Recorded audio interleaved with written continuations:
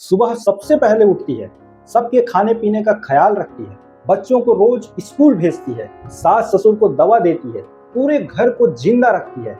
लेकिन जब घर की किसी कोने में चुपचाप वो रोती है तो पास कोई नहीं आता। क्यों?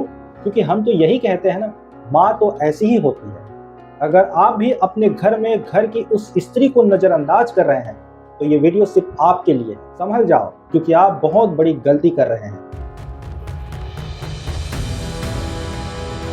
दोस्तों, हर घर में एक औरत होती है जो बिना कुछ कहे सारा दर्द चुपचाप सहती है।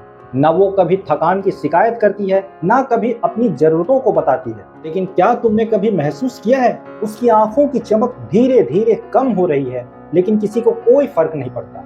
अगर आप एक बेटा, एक पति, एक सास हैं तो आपका क्या रोल है, कभी आपने महसूस किया है? अगर नहीं किया है तो सुन लो। अगर तुम बेटा हो, माँ ने तुम्हारे हर दर्द को महसूस किया है, लेकिन क्या कभी तुमने अपनी माँ की थकान को महसूस किया है? अरे तुम्हारे तो मोबाइल का एक चार्जर नहीं मिलता है तो कितना टेंशन लेते हो, लेकिन माँ की आंखें रो रो कर सूज चुकी है, तब तुम क्या कहते हो? थोड़ा सा आराम कर लो, बस इतना काफी है। और अगर तुम एक पति हो तो तुम भी सुन लो। जब ऑफिस में काम से थक कर घर पहुंचते हो तो तुम्हें चाय चाहिए होती है, शांति चाहिए होती है, लेकिन क्या कभी तुमने ये महसूस किया है, जो सारा घर को दिन भर संभाल रही है उसका तो ऑफिस आवर कभी खत्म होता ही नहीं है? क्या कभी उसको शांति या एक कप चाय देने वाले की जरूरत नहीं लगती है? और अगर आप एक सास हो तो याद करो, आप भी कभी बहू थी, फिर क्यों अपनी बहू को फर्ज की याद दिला दिला कर उसका सम्मान छीन लेती है? दोस्तों, ये जो हो रहा है वो बिल्कुल भी नहीं होनी चाहिए। आज के टाइम में लोगों के पास समय नहीं है एक दूसरे को देखने के लिए, और इस चक्कर में घर में जो सबसे इम्पोर्टेंट जगह रखती है उसको देखने वाला कोई नहीं है। ये बात आपने कभी महसूस नहीं की होगी, लेकिन मैं आपको मॉडर्न साइंस की तरफ से भी बता सकता हूँ। मॉडर्न साइंस, जिसको हम साइकोलॉजी कहते हैं, वो इस बात को पहचानती है और वो इसे एक नाम दिया है। नाम है इमोशनल नेगलेक्ट। अगर घर के औरत में इमोशनल नेगलेक्ट आ गया तो धीरे धीरे उसका आत्मसम्मान खत्म हो जाता है, और अगर आप उसे लगातार नजरअंदाज करते हैं तो वो खुद को बेकार समझने लगती है। यही होता है उस औरत के साथ जो घर में सबके लिए सब कुछ होती है, लेकिन उसके लिए कोई नहीं। दोस्तों, मॉडर्न साइकोलॉजी ने यहाँ पर 3 सिग्नल भी दिए हैं, जिसमें फर्स्ट आता है, अगर आपकी बातों पर कोई ध्यान ना दे, आपकी कोई परवाह ना करे, या आपको सिर्फ एक काम करने वाली मशीन समझा जाए,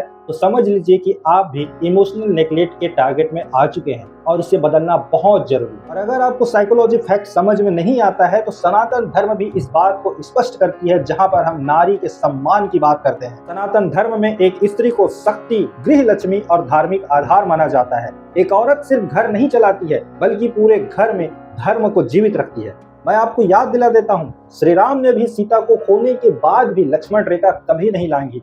युधिष्ठिर ने द्रौपदी के अपमान को धर्म युद्ध में बदल दिया था, लेकिन आज हम उसी स्त्री को अकेला छोड़ देते हैं। दोस्तों, ये बात बहुत ही ज्यादा गंभीर है।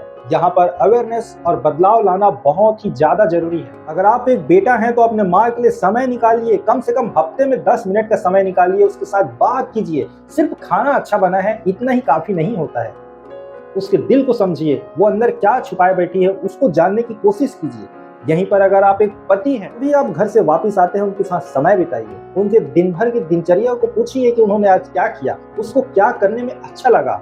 ये सिर्फ सिंपैथी नहीं होनी चाहिए, बल्कि एक व्यक्तित्व होना चाहिए। और अगर आप एक सास हैं तो बहू को बेटी समझिए, उसकी थकान को कम मत आंकिए। आज मैं आपको घर के 3 ऐसे नियम बताने वाला हूं जो हर पुरुष को करनी चाहिए, चाहे आप बेटा हो, पति हो, या सास या ससुर हो, जो भी हो, आपको ये 3 नियम जरूर करने चाहिए। इसमें फर्स्ट है, मैं अपने घर के औरत के शब्दों को कभी भी अनसुना नहीं करूंगा। मैं उसका समय, सम्मान और स्पेस सुनिश्चित करूंगा। मैं उसके योगदान को कभी छोटा नहीं समझूंगा, क्योंकि ये जो घर है ये उसी से है। अगर आपको भी लगता है कि आपकी माँ, बीबी और बहू को ये सुनना चाहिए तो इस वीडियो को शेयर कीजिए, उनके लिए नहीं, अपने लिए। क्योंकि दोस्तों, सनातन ने भी स्पष्ट किया है, यत्र नार्यस्तु पूज्यन्ते रमते तत्र देवताः।